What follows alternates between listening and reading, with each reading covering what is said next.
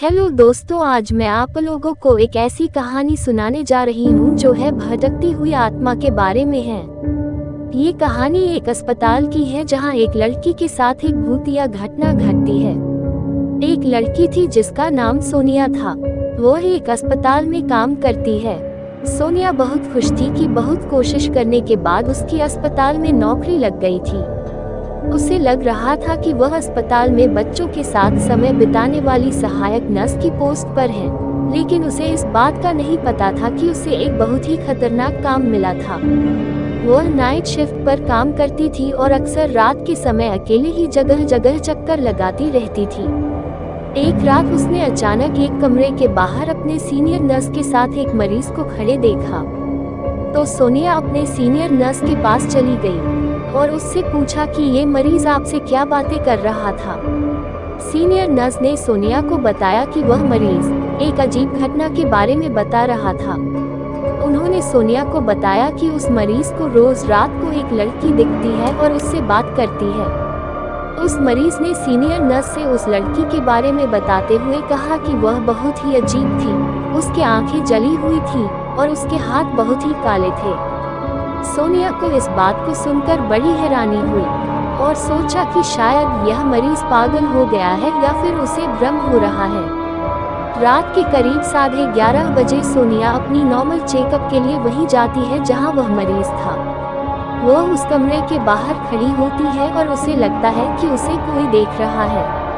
उसे अनुभव होता है कि उसके ऊपर कुछ ठंडा हवा का झोंका चला आ रहा है जो उसके हाथों को छूता है।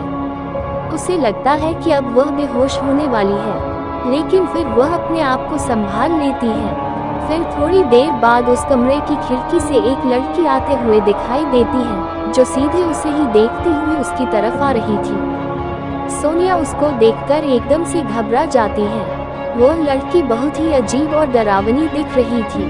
उसके हाथ बहुत ही काले और जले हुए लग रहे थे। उसके बाल एकदम सफेद थे और आंख आग की तरह जलती हुई दिखाई दे रही थी। उसका शरीर देखकर सोनिया के डर के मारे हालत खराब हो जाती है और वह उसे देखकर कांपने लगती है। वो मन ही मन में सोचती है कि आज तो मैं नहीं बचूंगी, ये चुड़ैल मुझे नहीं छोड़ेगी, अब ये मुझे जान से मार देगी।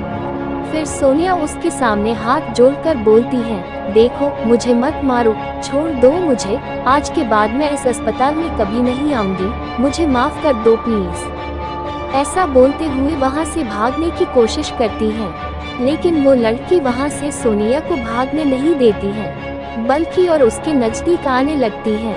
फिर वो लड़की धीरे धीरे सोनिया की तरफ आगे बढ़ती है और जैसे ही उसके करीब आती है तो वह और अजीब दिखने लगती है।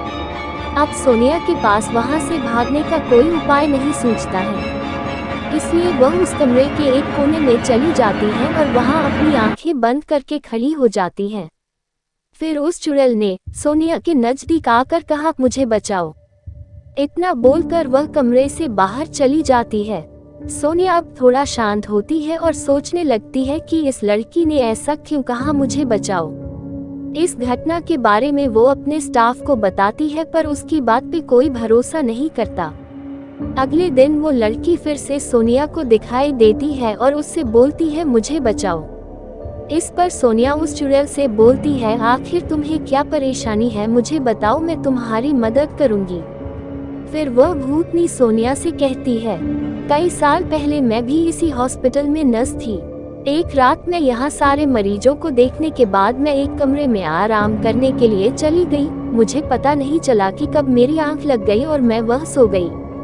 कुछ ही देर में पता नहीं कैसे वहाँ आग लग गई और मैं वहीं जल के मर गई। हॉस्पिटल की बदनामी ना हो जाए इसलिए हॉस्पिटल वालों ने इस बात को बाहर फैलने नहीं दिया और मेरी लाश को हॉस्पिटल के पीछे ही दफन कर दिया। तब से मैं चुड़ैल बन के भटक रही हूँ, मुझे मुक्ति नहीं मिल रही है। तुम मेरा क्रियाकर्म करवा दो ताकि मेरी आत्मा को मुक्ति मिल सके। इसके बाद सोनिया ने हॉस्पिटल वालों को ये सारी बात बताई। तब जाके हॉस्पिटल वाले उस लड़की की लाश के बचे हुए अवशेष को वहां से निकाला और विधि विधान से उसका क्रियाकर्म करवाया। इसके बाद से ना ही सोनिया को और ना ही उस हॉस्पिटल में किसी को भी वो लड़की नहीं दिखाई दी। कहानी अच्छी लगी हो तो वीडियो को लाइक और शेयर करें और चैनल को सब्सक्राइब करें। Thanks for watching.